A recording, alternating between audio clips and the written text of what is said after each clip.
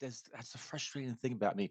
And that was really kind of the old me, the old Greg, where, I just I'd be safe. I'd find an album or find a few songs from the band, and I kind of wrap myself around that, and then I move on to the next thing. Um, yeah, what am I doing? Because the song was sitting out there. It's showtime, folks.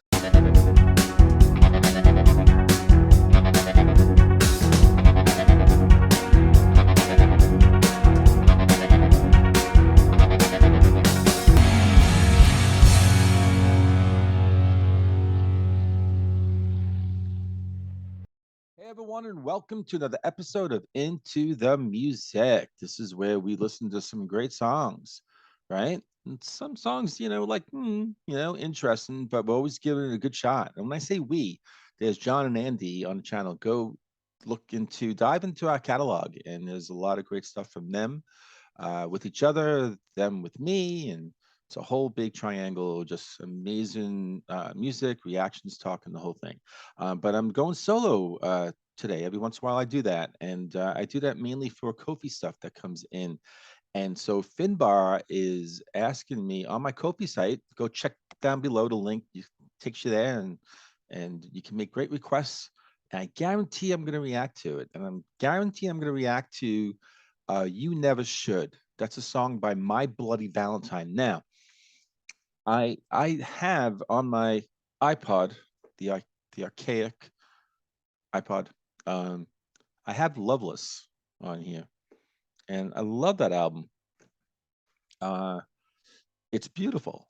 It's um, distortion drenched songs from beginning to end, and it's just amazing. It's beautiful. It's something I've never really heard before. Up until the time when I first heard, I'm like, "Whoa, what the hell is this?" And there was something about those melody, those melodic. You can get that through that distortion, which I found really amazing because I don't know. In the past, I would hear something like that, and I'd be like, it would annoy the shit out of me.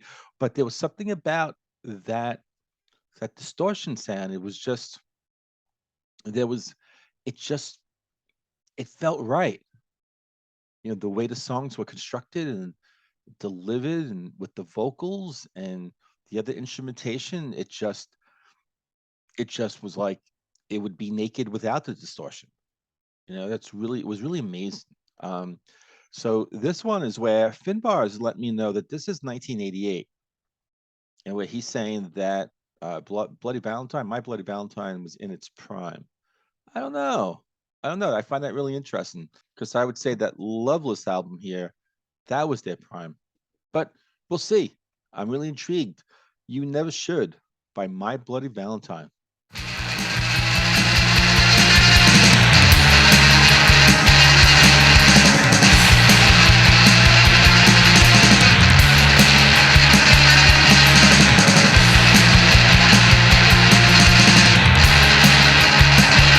Well, that trademark distortion sound, yeah.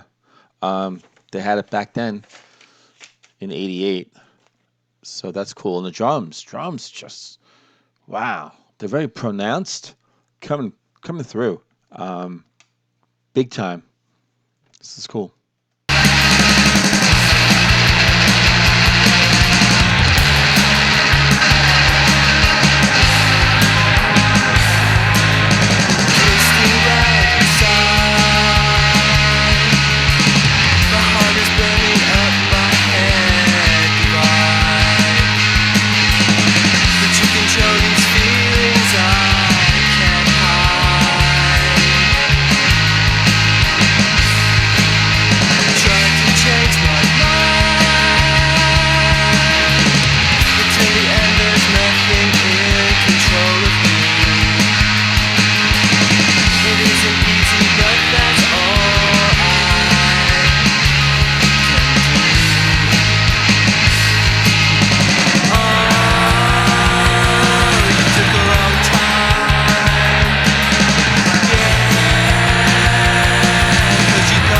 Has that trademark distortion sound from Loveless. I know this is before that album, but so they had that down. But the couple things are so different This is like a rocker.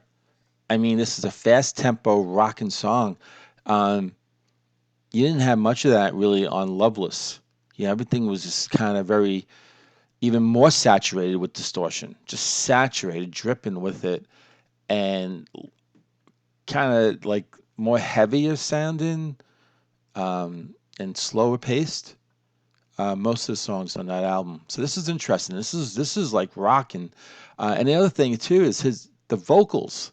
It's being sung by a guy. So I believe her name is Belinda. I think Belinda. Doesn't she sing on Loveless like all of that album? So yeah, this is throwing me. Just it's making it interesting. But I'm just loving the rock, the energy, the drums. The drums just absolutely just propelling the song straight ahead.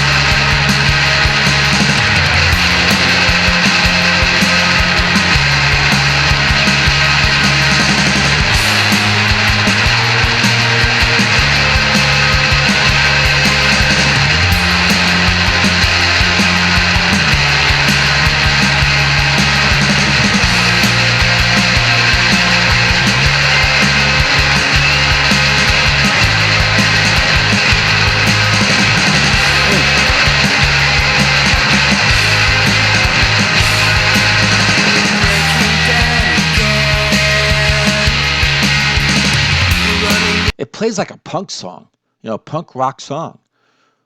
Yeah, just the way the way the chords are changing and the drums that are going with that and the rolls. It's like a punk rock song, man. With shoegaze, shoegaze punk rock song. Wow. I mean, I think I've heard a lot of shoegaze post punk type of sound, but not like almost like a true punk rock type of sound. This is really cool. I'm loving this.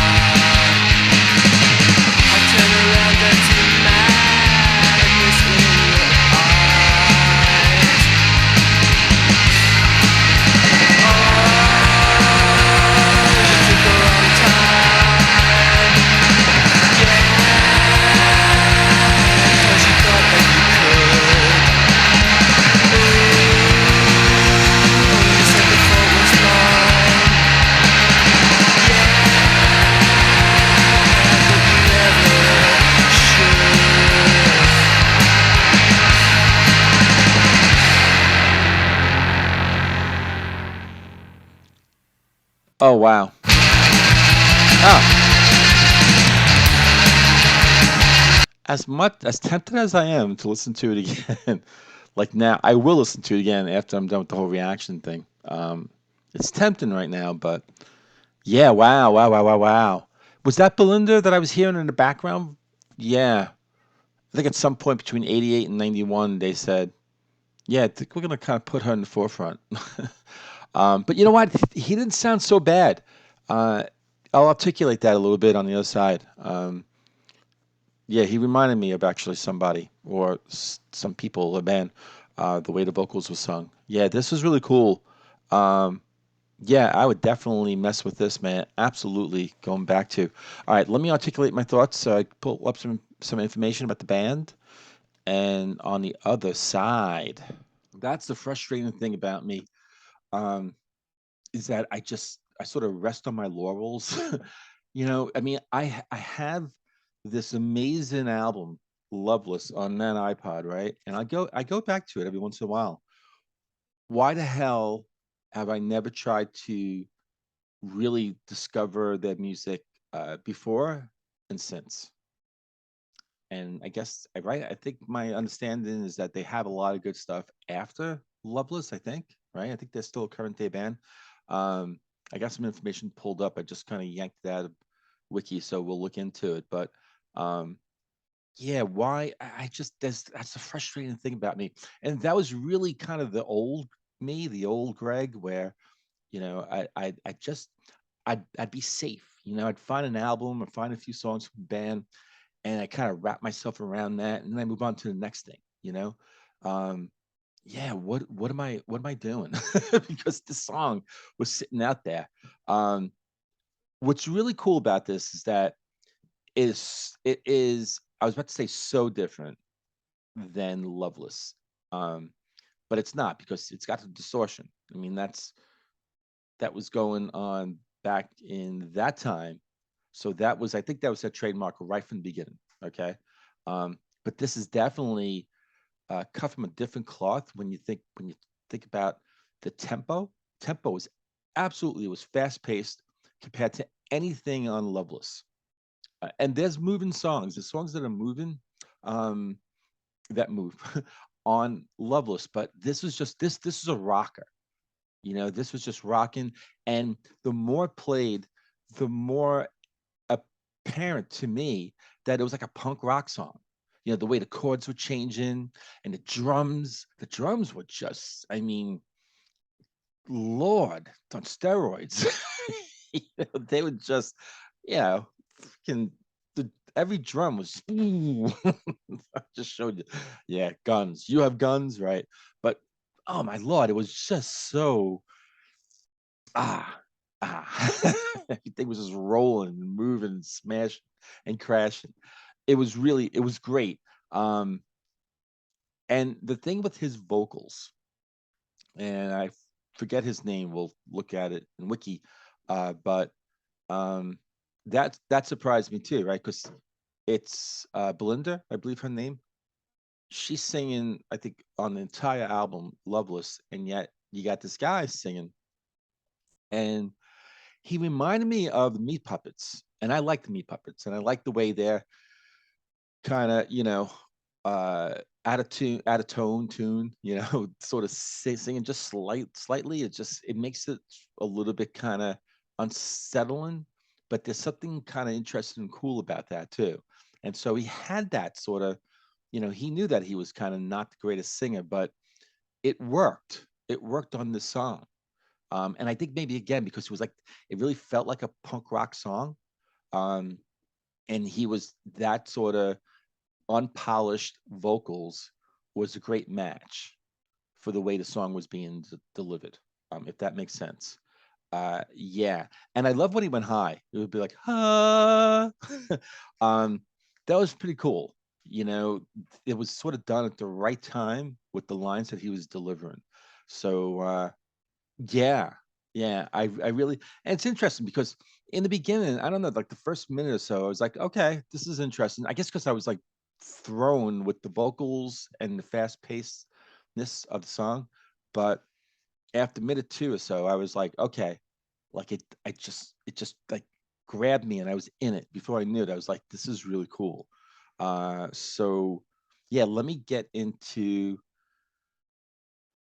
the information about the band. I'm excited. I'm excited. Okay, I have to get back onto it. I mean, I just really kind of came across Loveless. I loved it. I brought it, downloaded, burned it. And it's on my iPod, and that's it.